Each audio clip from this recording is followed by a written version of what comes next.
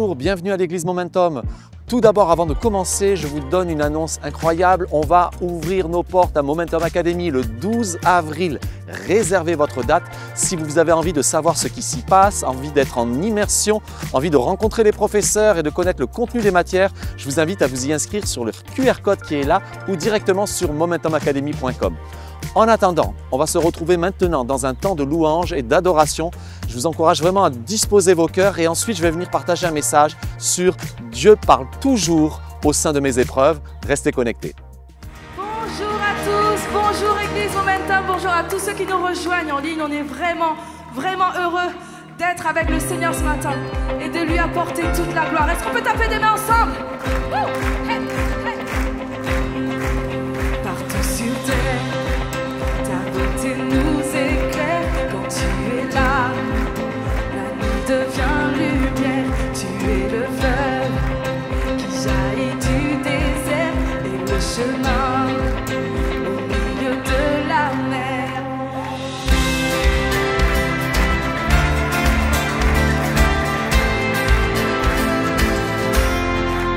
Partout sur terre, ta beauté nous éclaire quand tu es là.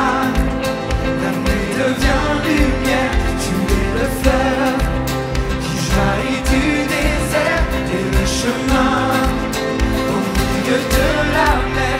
Dieu, tu es la lumière, tu ne faiblis jamais, tu es l'espoir, tu vis en moi. Et dans l'obscurité, tu ne faillis jamais, tu es l'espoir, tu viens éclairer ma voie. Oh, oh, oh, oh. Oh, oh, oh, oh, oh, oh. Oh, oh, oh, oh. Oh, oh, oh, oh, oh. Ta vérité, Seigneur, ta vérité me guide vers ton cœur. Je veux marcher vers toi malgré mes peurs, être avec toi. Rien n'a plus de valeur, jour après jour.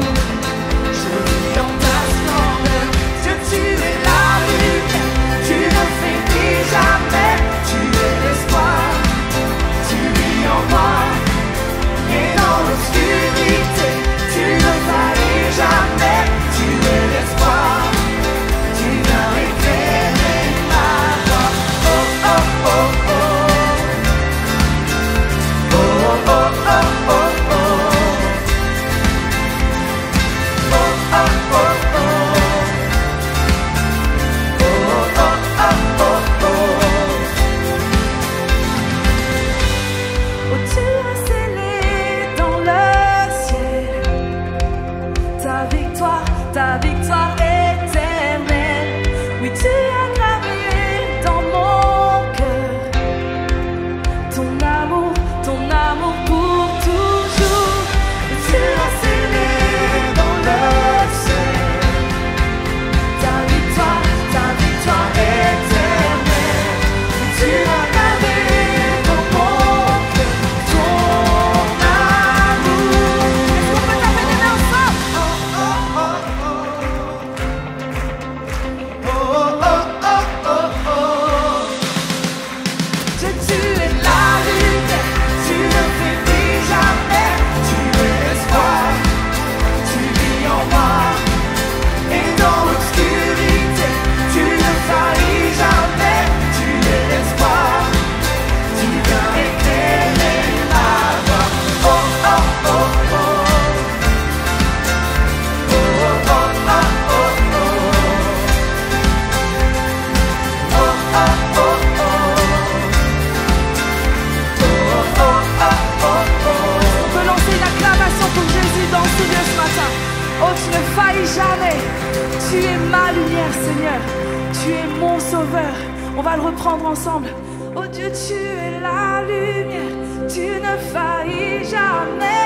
Tu es l'espoir. Tu vis en moi. Et dans l'obscurité, tu ne faillis jamais. Tu es l'espoir. Tu viens encore une fois chanter. Dieu, tu es ma lumière. Non jamais, non jamais. Tu es l'espoir, tu vis en moi, Seigneur. L'obscurité, Tu ne faillis jamais, tu es l'espoir, tu viens éclairer ma voie. Tu viens, Seigneur, tu viens éclairer ma voie. Ce matin tu es là, oui tu es présent.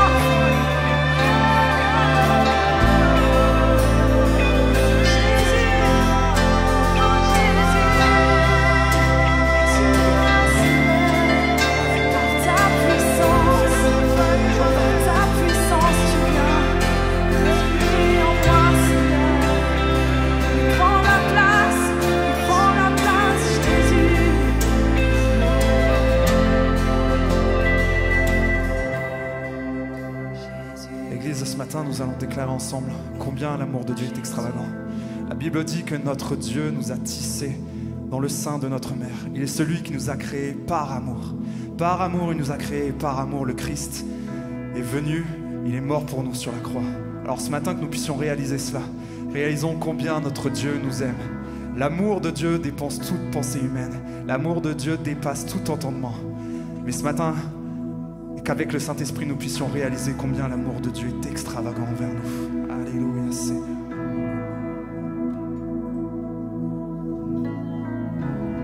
Avant mes premiers mots, tu me connaissais déjà.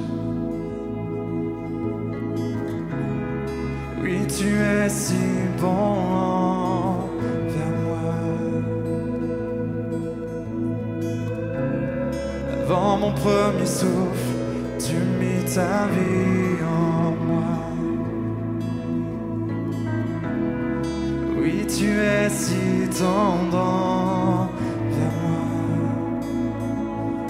Oh, l'amour renversant, extravagant, infini de Dieu. Sans faiblir, il me cherche, il me poursuit, me ramène à lui.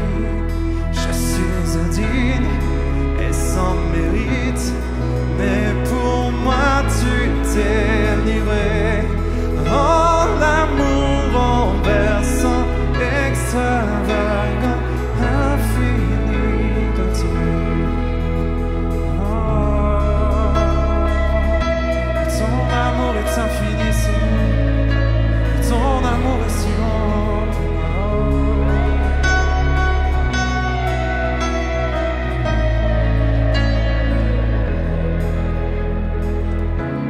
Je te rejetais sans relâche, tu m'aimais. Oui, tu es si bon envers moi. Je me sentais vain, oui, tu m'as offert la croix.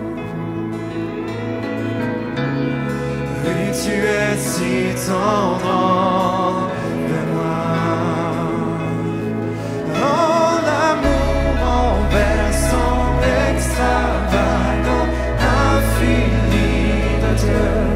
Sans faiblir, il me cherche, il me poursuit, me ramène à lui. Je suis indigne et sans mérite, mais pour moi tu t'es livré. Oh, l'amour renversant, extravagant, infini de Dieu. Oh, tu t'es donné pour moi par amour.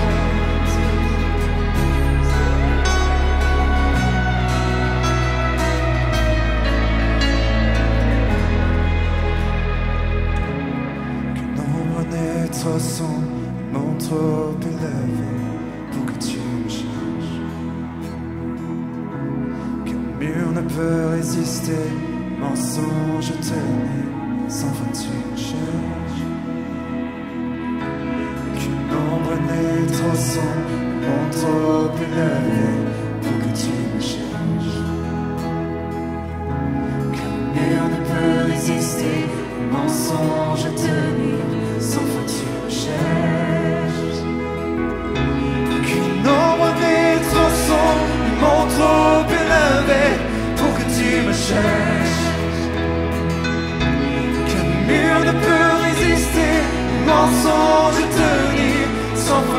cherche. Qu'une ombre n'est trop sombre, ils m'ont trop élevé pour que tu me cherches. Oh, qu'un mur ne peut résister, les mensonges tenir, sans fin tu me cherches. Oh, l'amour renversant, extravagant, infini de Dieu. Sans faiblir, il me cherche, il me poursuit, me ramène à lui. Je suis indigne et sans mérite, mais pour moi tu t'es livré. Oh, l'amour renversant, extravagant, infini de Dieu.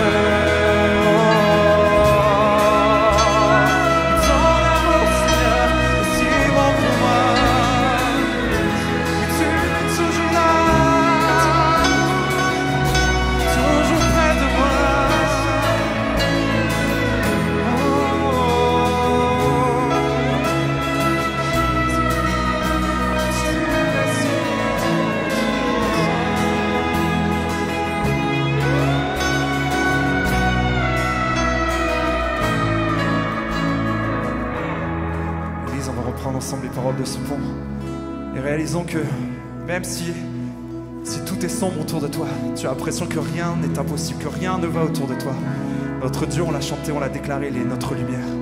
Il est celui qui est toujours présent à nos côtés, toujours présent avec nous. Il est celui qui nous soutient. Son amour ne faillit pas, son amour envers nous ne dépend pas des temps, des circonstances, il ne bouge pas d'un iota.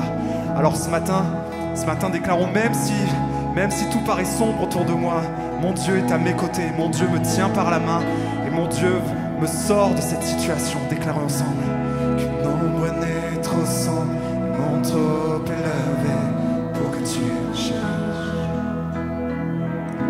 Qu'un mur ne peut résister, mensonge tenir, sauf que tu me cherches.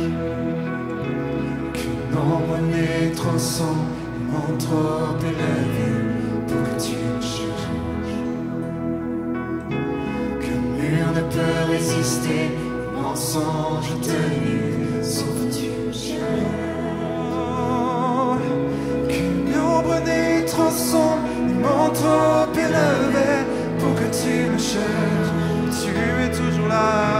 Qu'un mur ne peut résister, mensonge tenir, sauf que tu me cherches. Tu es toujours là. Qu'une ombre n'est trop sombre, mon trop élevé pour que tu me cherches. Qu'un mur ne peut résister, les mensonges tenir, sans fin tu me cherches.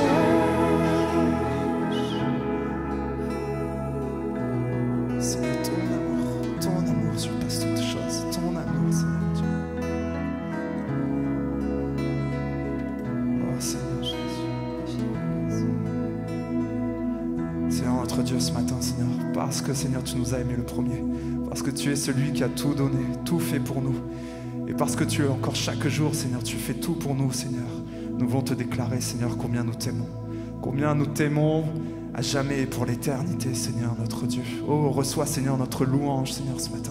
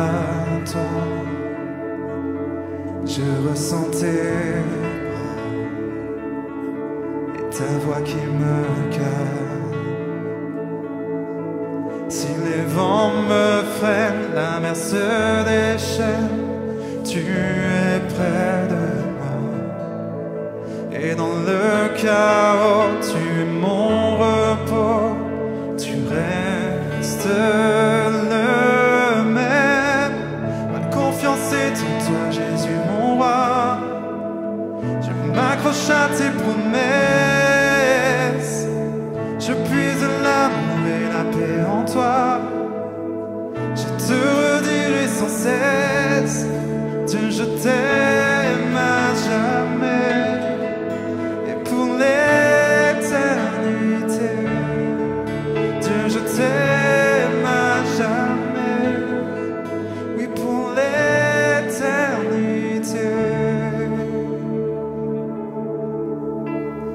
Mon cœur chante tes merveilles, sois l'ami fidèle, tu es mon sauveur. Ta grâce se répand du ciel, amour sans pareil. Tu es mon Seigneur. Dans l'obscurité, tu viens me guider. Tu marches avec moi. Dans l'adversité, je peux résister. Tu restes le même. Ma confiance est en toi, Jésus, mon roi. Je m'accroche à tes promesses. Je puise l'amour et la paix en toi. Je te redirai sans cesse. Ma confiance est en toi, Jésus, mon roi.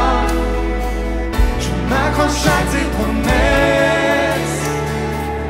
Je puise l'amour et la paix en toi. Je te redirai sans cesse. Dieu, je t'aime à jamais. Oui, pour l'éternité.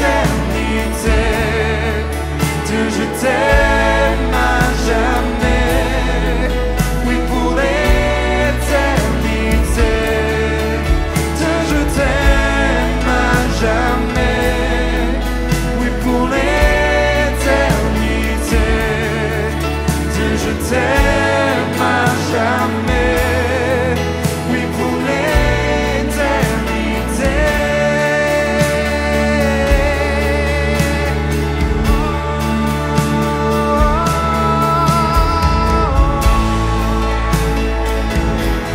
Dieu, je t'aime.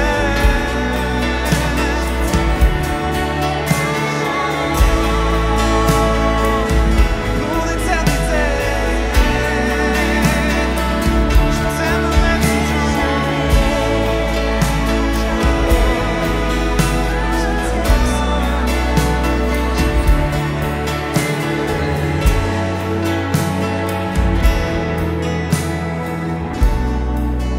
Une dernière fois, Église.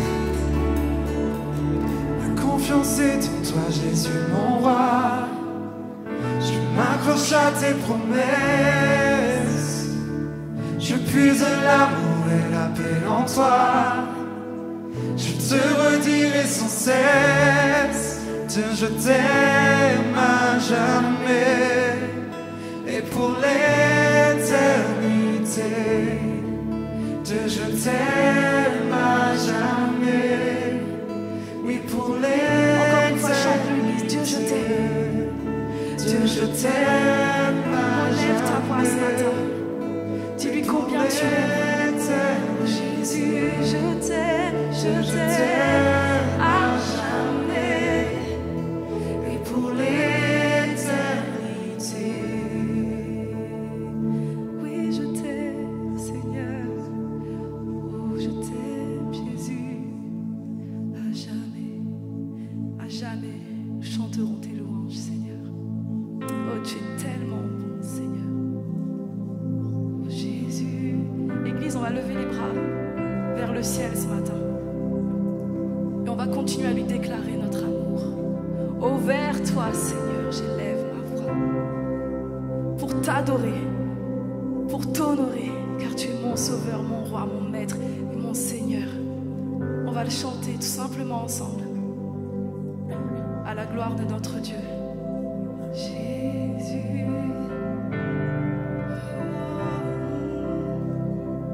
Oh,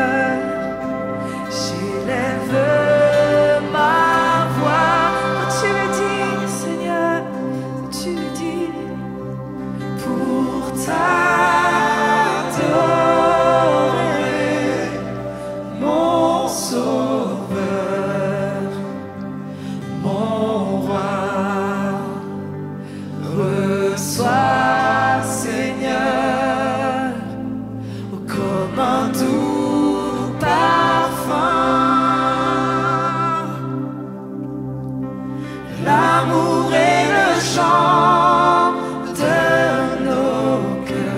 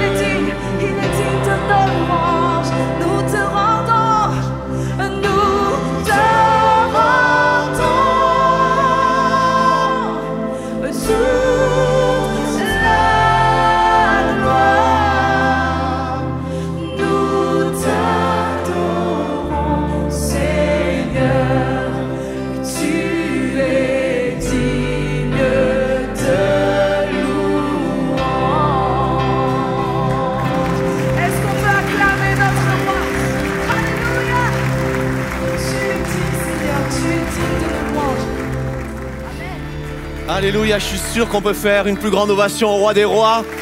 Alléluia. Vous pouvez prendre place. Je vous invite à prendre place. Qui est d'accord pour dire avec moi qu'on passe de bons moments dans la présence de Dieu? On passe de bons moments dans la présence de Dieu et c'est même une sorte de pléonasme. Dire qu'on passe de bons moments dans la présence de Dieu, c'est comme sortir dehors, c'est comme monter en haut, descendre en bas. En fait, quand tu sais que Dieu est bon, dans sa présence, tu vas automatiquement passer de bons moments. Quand tu sais que Dieu est paix, dans sa présence, tu sais que tu vas obtenir la paix. Quand tu sais que Dieu est joie, et on vient de le chanter, tu sais que dans sa présence, il va transformer même tes perspectives, tes émotions en joie. Alors on passe de bons moments dans la présence de Dieu parce que Dieu est bon. Dis à ton voisin, Dieu est bon. Dieu est bon, Dieu est bon, Dieu est bon. Et je suis très heureux d'être avec vous aujourd'hui et j'en profite pour saluer tous ceux qui nous suivent aussi en vidéo. Petite histoire de pasteur en démarrant. Hein. Vous avez vu que je commence à prendre ces petites habitudes d'avoir des histoires de pasteurs. Et là, c'est pas l'histoire d'un pasteur, mais c'est l'histoire d'une église. C'est pareil. Hein. C'est l'histoire d'une église qui est en centre-ville et qui touche. Il y a des bâtiments qui la touchent à droite, à gauche, enfin qui sont très très très proches. Et comme vous le savez, souvent ce qui arrive dans les églises en centre-ville, c'est le problème des nuisances sonores. Tous ceux qui ont connu des églises en centre-ville, vous savez que c'est un problème, c'est souvent un défi, mais là c'est l'église qui va vivre un problème. C'est pas l'église qui fait trop de bruit, c'est que le bâtiment à côté vient d'être acheté par un businessman qui a décidé de faire des rénovations et de transformer ce bâtiment en bar et boîte de nuit 24 heures sur 24. Et là, l'église est, alors je ne vais pas dire en panique, mais elle est dans un moment de doute, dans un moment de combat. Et ils décident de réunir en urgence une réunion de prière. Donc ils font une réunion de prière, ils appellent tout le monde à venir en disant voici les projets qui ont pris place à côté. On a rencontré le promoteur et le businessman qui a acheté le bâtiment et il nous a dit voici ce que je vais faire, un bar, un club de nuit 24 heures sur 24. Et là, il faut qu'on prie. Et le soir, ils se mettent à prier, ils prient pour que le businessman cesse ses projets, ils prient pour les rénovations s'arrêtent, ils prient pour que ce bâtiment change de destination. Vraiment, ils sont comme ça dans la prière et ils quittent la réunion. Et alors qu'ils quittent la réunion, il y a un gros orage qui prend place, orage, éclair, et un de ces éclairs frappe le bâtiment à côté. Et le bâtiment à côté brûle du toit jusqu'au sol. Et là, chose incroyable. Et là, le businessman décide de poursuivre l'église. Et il va poursuivre l'église en justice parce qu'il considère que l'église a prié et que Dieu a agi pour que le bâtiment soit détruit.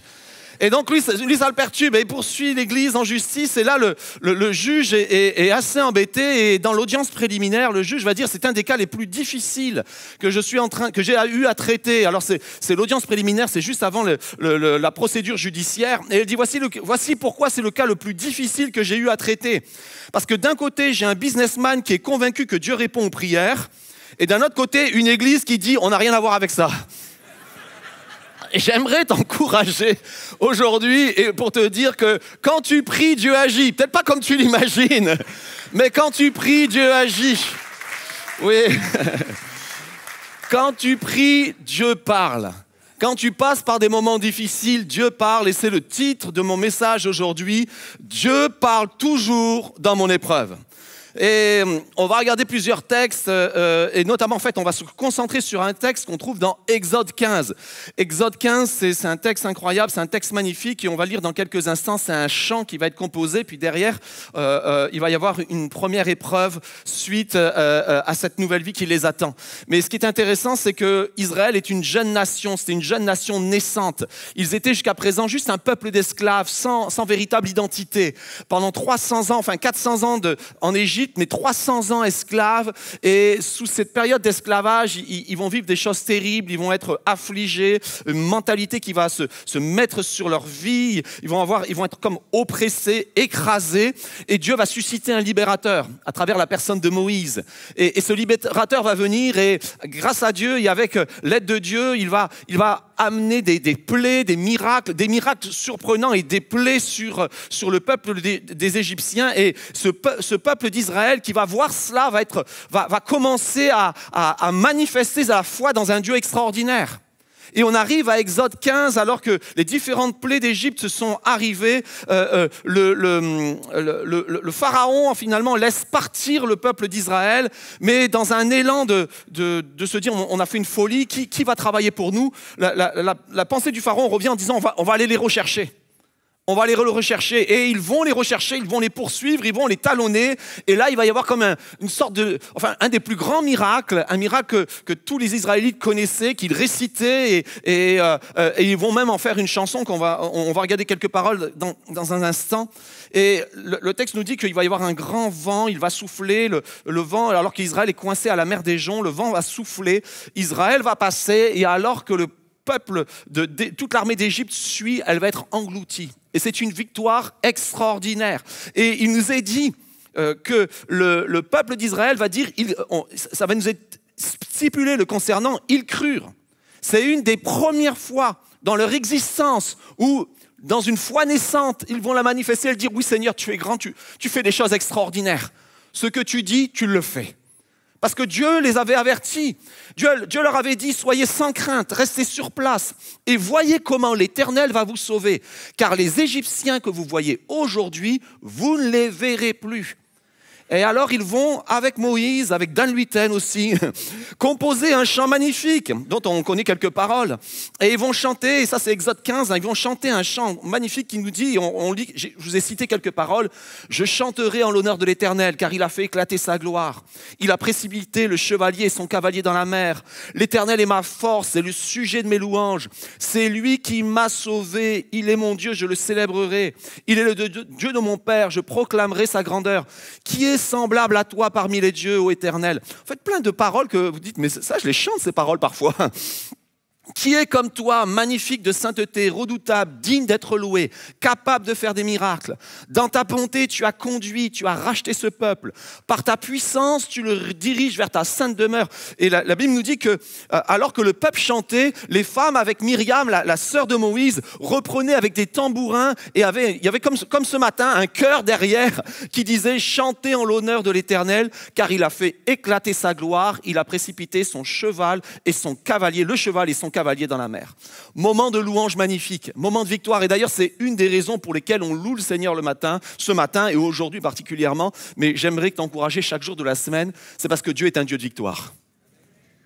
Et quand tu es dans la célébration, tu es dans l'atmosphère du ciel. Dans le ciel, on loue la victoire de Dieu. Dans le ciel, on loue les hauts faits de notre Seigneur. Et quand tu es imprégné de cela, ton cœur change d'attitude. Tu as beau avoir l'adversaire qui te poursuit, l'adversaire qui te talonne, tu as beau être cerné par les épreuves. Quand tu loues le Seigneur, il y a quelque chose qui se passe dans ton cœur.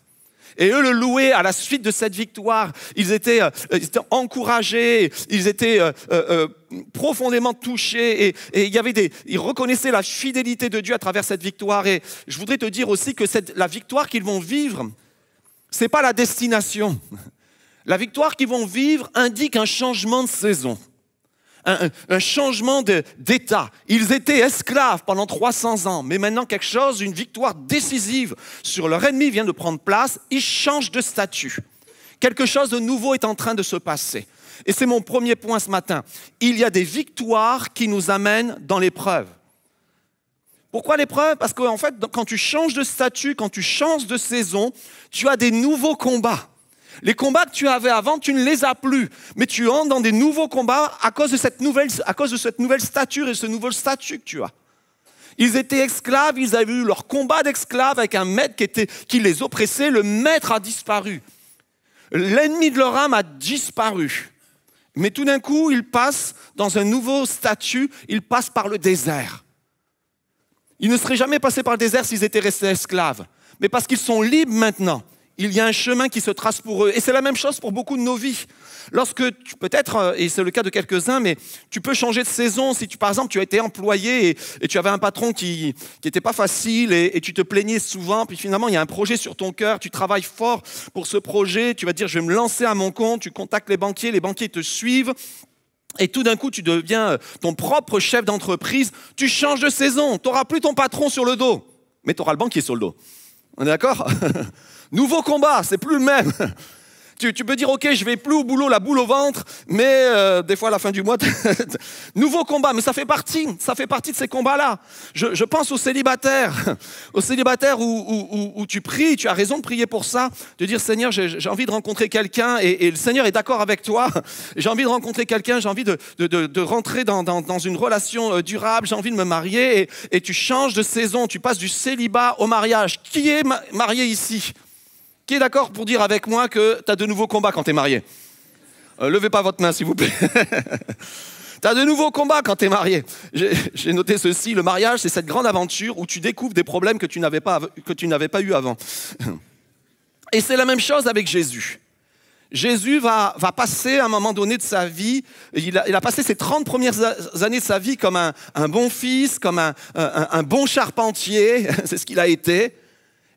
Et Dieu l'appelle, il savait ce pourquoi il était sur terre, mais maintenant il y a le feu vert du ciel qui lui dit c'est le temps. Et il change de saison, il passe d'une saison où c'était l'anonymat à une saison où il se dévoile. Et dans cette saison où il se dévoile, il se fait baptiser. Et alors qu'il se fait baptiser, quelque chose de glorieux, c'est comme une victoire céleste, le ciel s'ouvre, le Saint-Esprit descend comme une colombe, Dieu fait entendre sa voix, Jean-Baptiste lui dit c'est lui l'agneau de Dieu, des disciples de Jean-Baptiste commencent à le suivre.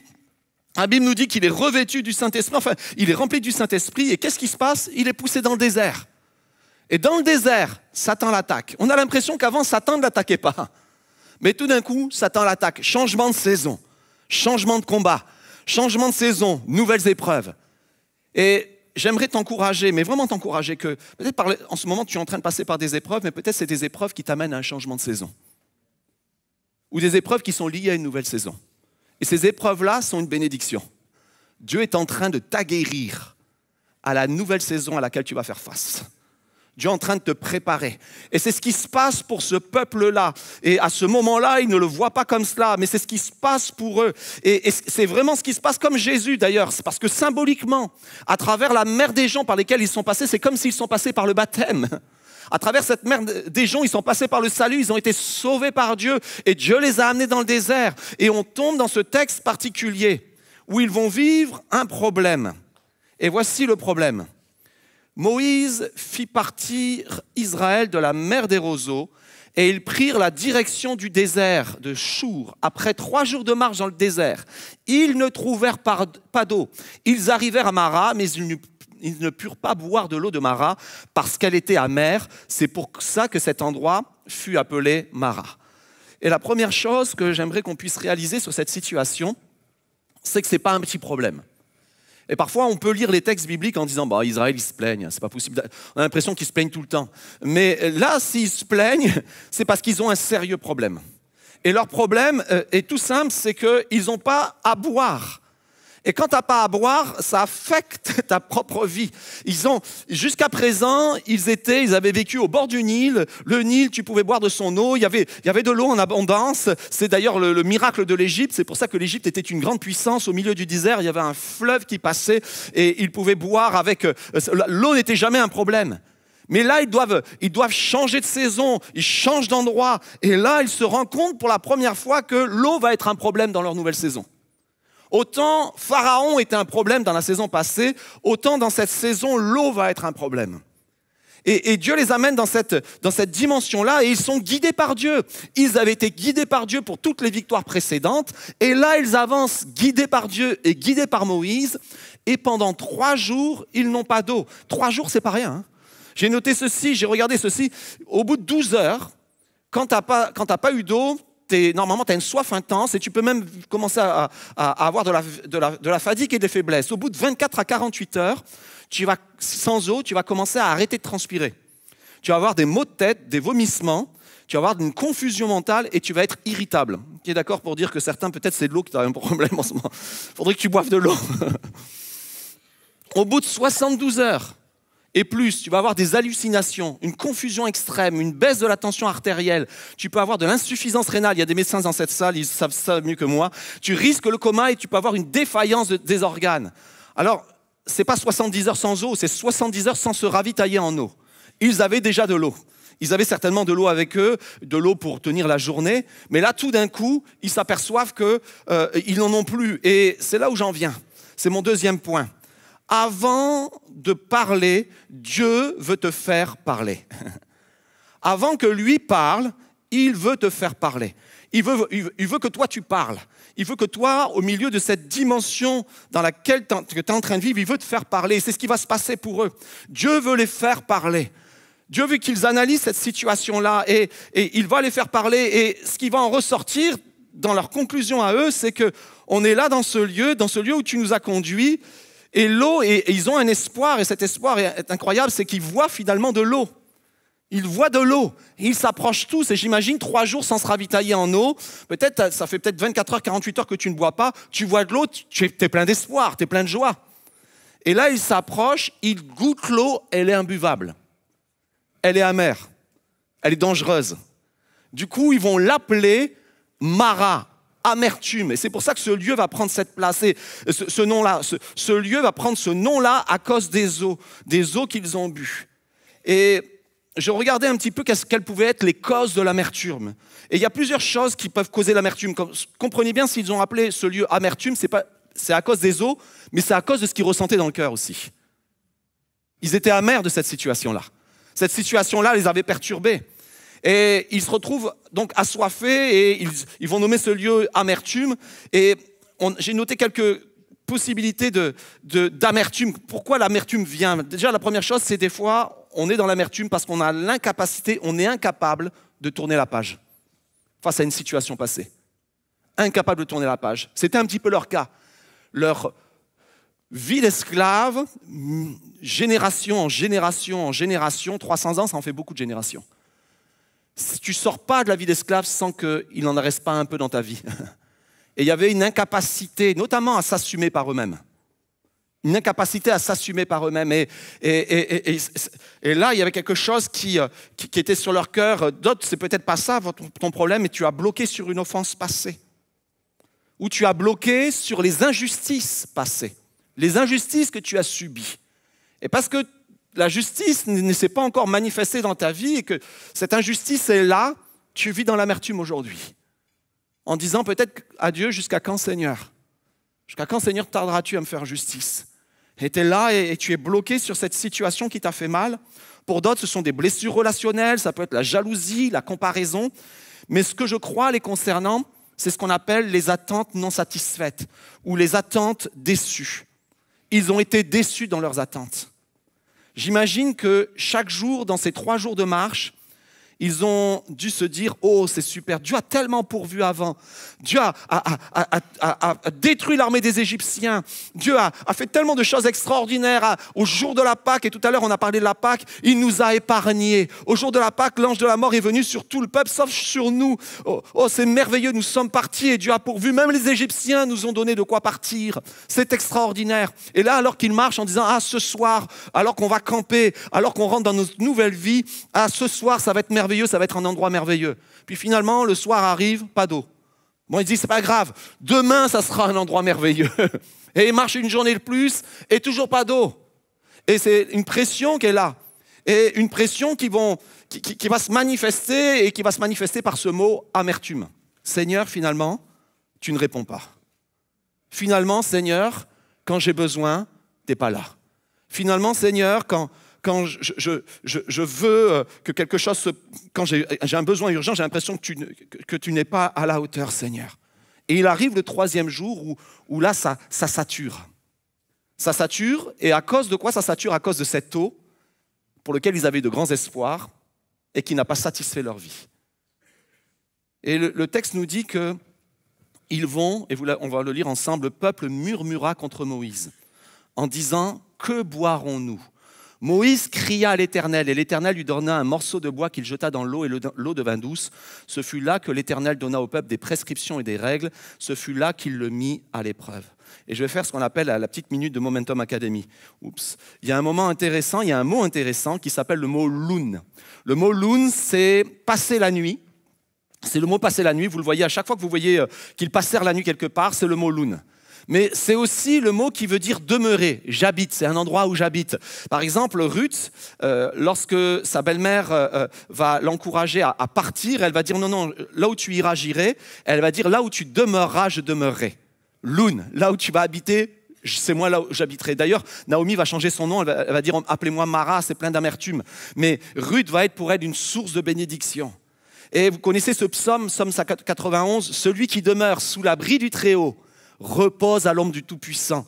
C'est le loum, je repose, je demeure sous l'abri du Très-Haut. Et parce que je demeure sous cet abri-là, je me repose. Ce mot « loun » incroyable. Mais ce mot « loun », 8 fois, il veut dire aussi murmurer. Et pourquoi c'est associé à murmurer? C'est-à-dire que c'est associé à des gens qui passent, à ce peuple qui passe sa vie auprès de Moïse et auprès de Dieu, qui passe les nuits à se plaindre. Et c'est comme si, en fait, il dit, tu me colles, tu passes la nuit avec moi, mais tout ce que tu es en train de dire toute la nuit, c'est que tu me harcèles. Et le peuple de Dieu, dans la situation de difficulté, il y avait quelque chose qui va marquer ce peuple. Systématiquement, quand ils vont être dans la difficulté, à partir de Exode 15, à partir de ce moment-là, vous allez voir que 8 fois, le mot murmure va être associé à ce peuple-là. Jamais autre part dans toute la Bible, tu le vois utilisé dans cette signification-là. Mais quand tu prends le peuple de Dieu, dans le peuple d'Israël, tu le places dans un environnement de difficulté, murmure. Murmure, murmure. Et là où j'en viens, c'est que quand on nous change parfois d'endroit, vous savez qu'on a des comportements différents. Allez, pour rire, on va rigoler un petit peu. Par exemple, il y en a quelques-uns ici, tu les places sur un terrain de football, c'est plus les mêmes. Ou un terrain de rugby, c'est plus les mêmes. Il y en a d'autres, tu les places devant un jeu de société, autant dans la vie, ils sont réglo, ils se font les choses bien, autant dans les jeux de société, ils vont tricher comme des fous. Il y en a d'autres, tu les places au volant, et je me confesse moi aussi, qui suis normalement relativement patient, mais je ne sais pas pourquoi au volant, je manque de patience. Il y en a quelques-uns ici là, qui manquent de patience au volant. Puis il y en a d'autres, tu les places sur l'estrade, et ils n'ont pas du tout le même comportement que dans la vie de tous les jours. Vous savez que sur l'estrade, il y a des phénomènes spéciaux qui se passent. Par exemple, moi, sur l'estrade, j'ai des comportements que je ne fais pas dans la vie de tous les jours. Vous l'avez certainement remarqué, par exemple, je fais ça. Vous l'avez remarqué, hein? Ouais, rassurez-moi, si vous ne l'avez pas remarqué, je le fais à peu près 10 fois par prédication. Je mets la main sur le cœur et je lève la main. Pourquoi je le fais? J'en sais rien. Enfin, oui, je sais pourquoi je le fais. Parce qu'il s'est trouvé qu'un de mes professeurs à l'école biblique, c'était le directeur, lui faisait tout le temps ça. Et je ne sais pas pourquoi j'ai pris mimétisme, j'ai pris le tic. On a tous des mimétismes. Et vous avez aussi des tics. Des fois, quand vous prenez la parole en public, je l'ai remarqué quand j'écoute les étudiants et je fais des débriefings, on s'aperçoit qu'on dit beaucoup le mot « en fait ». Vous avez remarqué, vous le dites aussi? Il y a des tics vocaux, il y a ce genre de choses comme ça. Et on a tous des attitudes qui peuvent bouger quand on change d'environnement. Et le peuple d'Israël, parce qu'il avait changé d'environnement, ça avait révélé son cœur. Ça révèle souvent notre cœur. Dans un environnement où on est serein, dans un environnement où on maîtrise tout va bien. Mais quand on nous change d'environnement, il y a des choses qui se révèlent dans nos cœurs. Et Dieu veut que ces choses se révèlent afin de pouvoir aussi parler de ces choses dans notre vie. Il ne veut pas juste parler, il veut parler de nos vies. Et ça, c'est toute une différence. Il veut parler de ta vie. Et quand il parle à ce peuple qui commence dans la vie, il parle non pas pour qu'il demeure dans le murmure. Parce que Exode 16, il va leur parler sur le murmure en disant « J'ai entendu tes murmures, je vais faire que normalement tu ne murmureras plus. » Mais ils vont continuer à murmurer. Mais ce que je veux dire, c'est que des fois, dans des épreuves, Dieu regarde notre cœur et notre attitude afin de nous dire « je t'ai vu, je t'ai entendu ». Mais ce qui est intéressant, c'est comment nous, on s'adresse. Le peuple va murmurer, mais il y en a un qui va faire différemment. On l'a lu ensemble. Le peuple murmura contre Moïse, mais Moïse cria à l'Éternel. Et là, Moïse d'ailleurs, Dieu va même lui dire « arrête de crier parfois, arrête de crier à l'Éternel ». Mais Moïse, lui, son attitude va être différente. Il dit, ok, les autres se tournent et cherchent un coupable. Sur cette terre, moi, je cherche un secours. Et j'aimerais, chacun d'entre nous, aujourd'hui, vous encourager dans les difficultés par lesquelles peut-être vous passez, par les épreuves dans lesquelles vous êtes, ou ces changements de situation, ces changements de saison, ces changements d'environnement. Au lieu de chercher des coupables, cherchez un secours. Cherchez le secours de Dieu. Dieu a un secours pour toi. Autre chose que les prédicateurs font et qu'ils ne font jamais dans la vie toute courante, c'est qu'ils vous font répéter des choses. Dis à ton voisin, Dieu est mon secours. Tu ne le fais jamais quand tu discutes ça. Mais Dieu est notre secours. Dieu est mon secours. Et Dieu est notre secours. J'aimerais t'encourager dans cette dimension-là. Et j'en arrive à mon troisième point. Les épreuves sont aussi là pour nous révéler le cœur de Dieu. En fait, les épreuves révèlent notre cœur. Et dans l'épreuve, quand Dieu voit notre cœur, il révèle le sien. C'est juste incroyable, c'est juste merveilleux.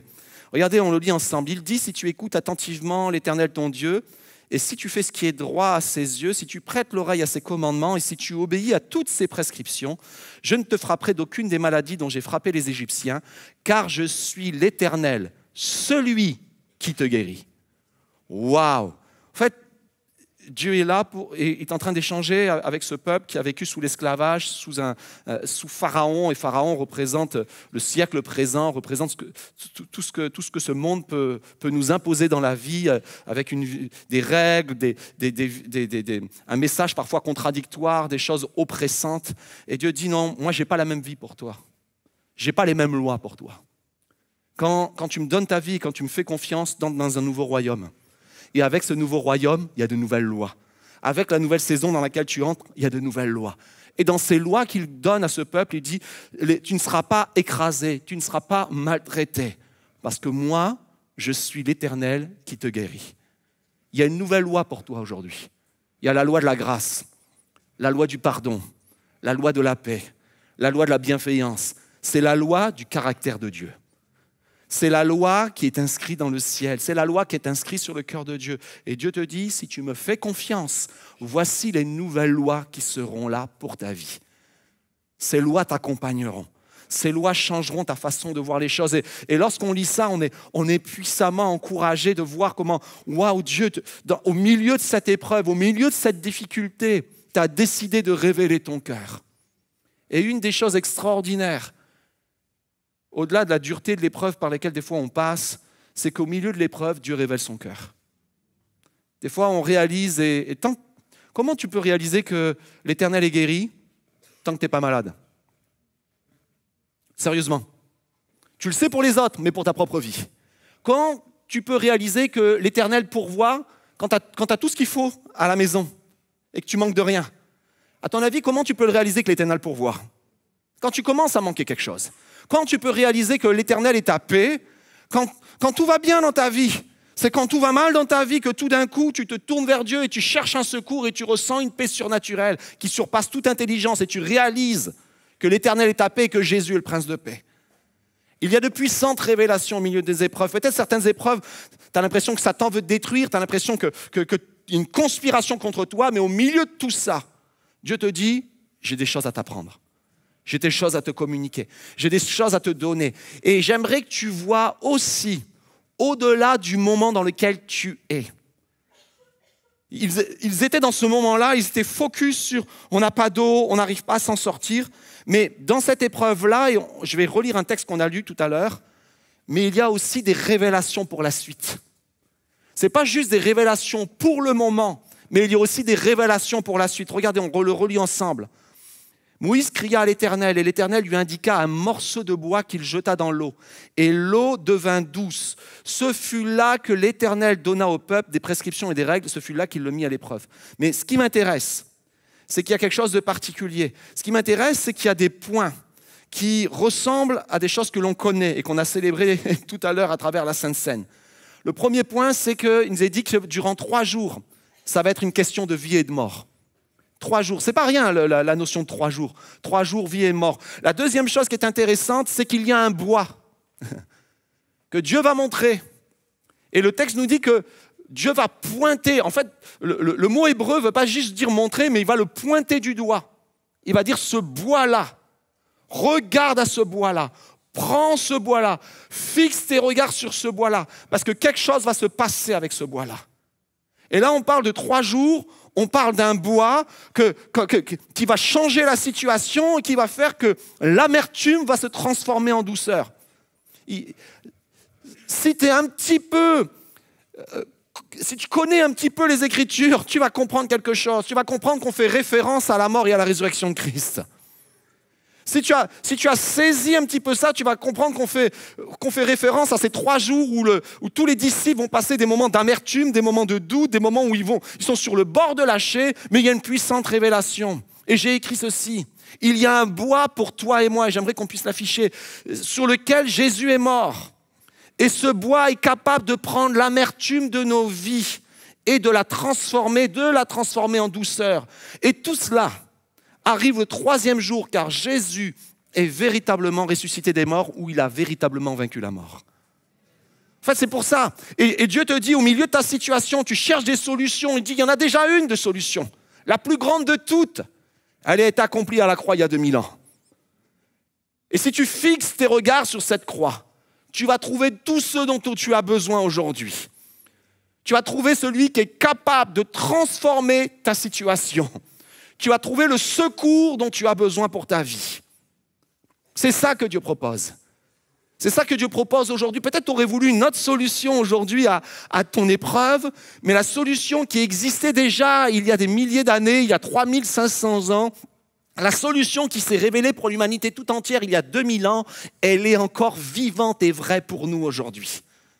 Tous ces détails, moi je trouve ça extraordinaire, tous ces détails écrits il y a 1500 ans avant Jésus-Christ, ils sont valables pour nous 3500 ans plus tard. On le regarde et on se dit, mais oui, mais c'est à cause de la croix. C'est juste fou, c'est incroyable ce que Dieu fait, mais parce que Dieu parle au-delà de ton épreuve. Et Dieu encourage les autres. Et j'aimerais te le dire aussi, il y a de fortes chances aussi que ton épreuve soit un jour une solution d'encouragement pour quelqu'un.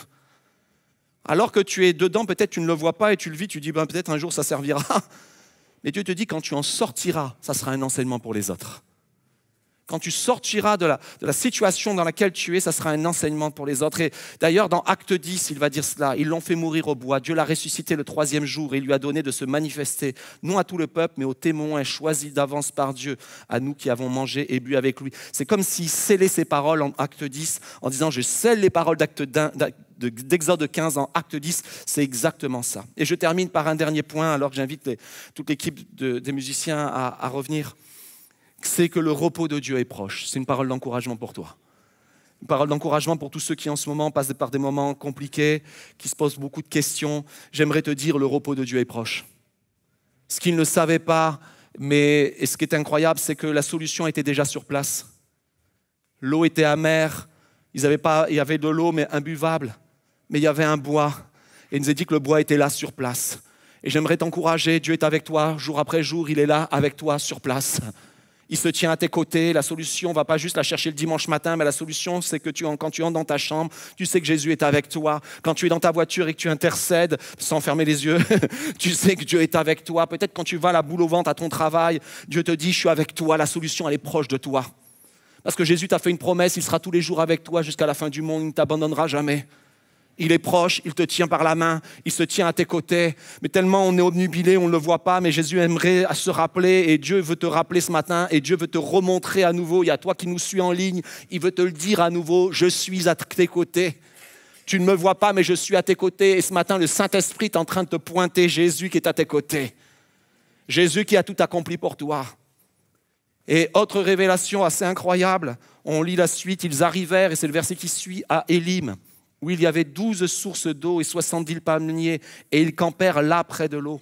Et tous les commentateurs, tous les experts de cette période de l'Exode, de la période d'Israël dans l'Exode, situent Mara. Élim est situé. Élim, on la connaît, c'est une oasis qui existe encore aujourd'hui. Elle est connue, le nom Élim existe depuis presque de 4000 ans. Et on sait où c'est. Le problème, c'était Mara. Mais ils ont pu reconstituer, ils ont pu dire où est-ce que c'est Mara. Et Mara est entre 10 et 15 km d'Élim, une demi-journée de marche. C'était pas si loin. Et c'est juste une parole d'encouragement pour chacun d'entre nous à nouveau.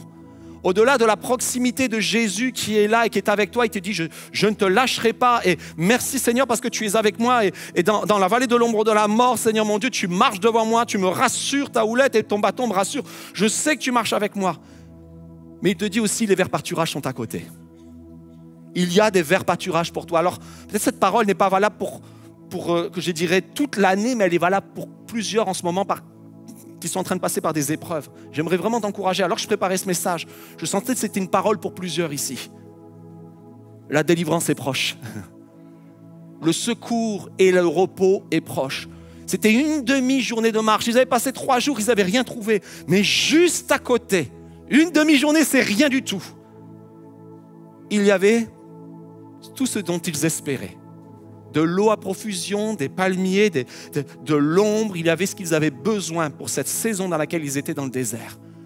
Dieu a prévu pour toi un espace de repos pour la saison par laquelle tu passes. Et j'aimerais qu'on puisse chanter. Je vais inviter tous les musiciens à rentrer, s'il vous plaît, et les choristes. On va chanter dans quelques instants « La croix seule me suffit ». On l'a déjà chanté tout à l'heure.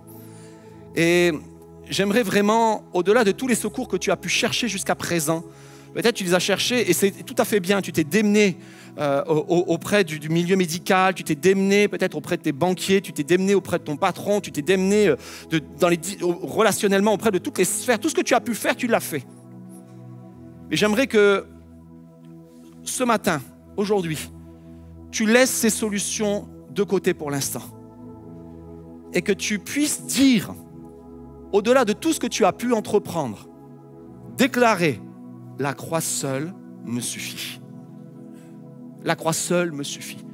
J'espère pas juste dans les hommes, j'espère pas juste dans des solutions qui viendront d'autres, j'espère au-delà de tout sur la croix. J'espère dans la croix, mon espérance est posée sur la croix.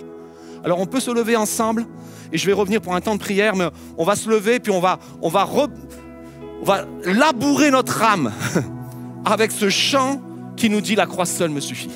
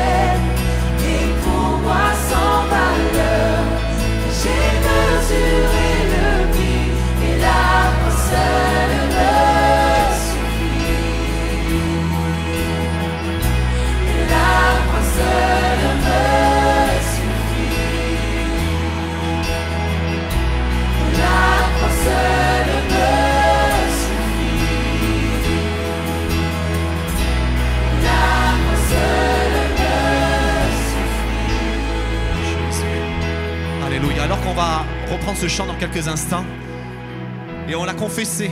Tu l'as confessé ce matin, tu l'as chanté. Peut-être c'était juste des paroles, mais j'aimerais que ça puisse devenir une puissante réalité dans ta vie. Que tu puisses, au-dessus de tout ce que tu es en train de vivre, le dire. La croix seule me suffit. La croix seule me suffit. Au-dessus des difficultés relationnelles que je vis dans ma famille, la croix seule me suffit. Au-dessus de mon travail, la croix seule me suffit. Au-dessus de ma santé, la croix seule me suffit. Au-dessus de mes angoisses et de mes peurs, la croix seule me suffit. Seigneur, au-dessus des tentations peut-être qui frappent ta vie en ce moment comme jamais, la croix seule me suffit. L'ennemi t'accable, l'ennemi te parle, mais toi tu peux lui répondre, la croix seule me suffit. Car sur cette croix, Seigneur, tu as tout vaincu. Sur cette croix, tu as porté mes péchés. Sur cette croix, tu as porté mes meurtrissures. Tu as porté mes fardeaux. Tu as porté ce que je ne pouvais porter. Tu l'as pris sur toi. Tu l'as pris sur toi. Et lorsque tu te lèveras le dernier sur la terre, nous chanterons tous ensemble, Seigneur, que ta croix a eu le dernier mot. Que ta croix a eu le dernier mot. Et alors qu'on va reprendre ce chant, on va finaliser ce moment en disant la croix a le dernier mot. Alléluia.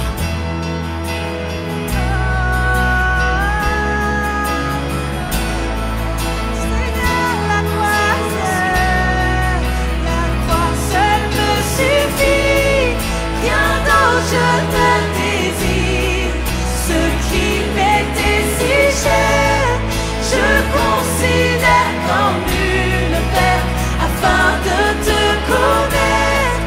Tout ce que je possède est pour moi sans valeur. J'ai mesuré le prix et la croix seule me suffit. Et la croix seule me suffit. Et la croix seule me suffit. Et la croix seule me suffit.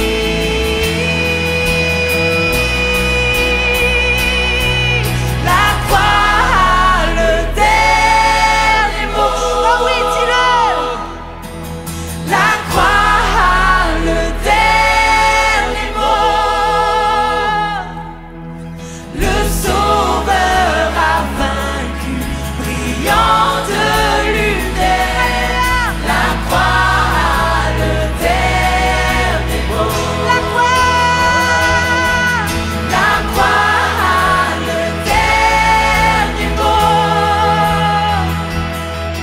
La croix a le dernier mot.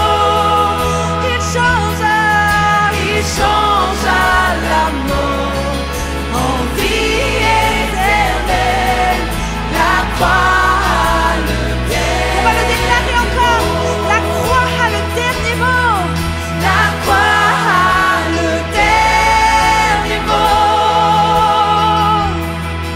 La croix a le dernier mot. Le Sauveur a vaincu, brillant de lumière. La croix a le dernier. La croix, Église, je veux t'entendre. La croix a le dernier mot. La croix a le dernier mot.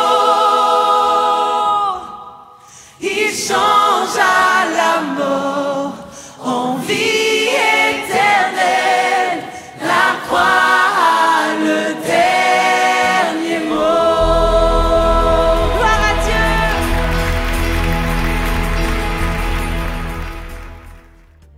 Je suis convaincu que Dieu vous a touché à travers ce message, qui vous a interpellé, peut-être dans le temps dans lequel tu es en train de passer. Dieu est en train de te pointer la croix et te dire il y a une solution pour toi, il y a un chemin pour toi. Si tu as besoin de prière, on t'invite à te connecter sur le formulaire ci-dessous. On va avoir une équipe qui va te contacter, qui va prier avec toi. Et je tiens à te remercier, à vous remercier chacun d'entre vous pour votre fidélité à travers les dons et les offrandes. C'est grâce à vous que beaucoup de choses se font à l'église Momentum. Donc n'hésitez pas à nous soutenir, n'hésitez pas non plus à liker la vidéo et à la partager autour de vous. On se retrouve très bientôt.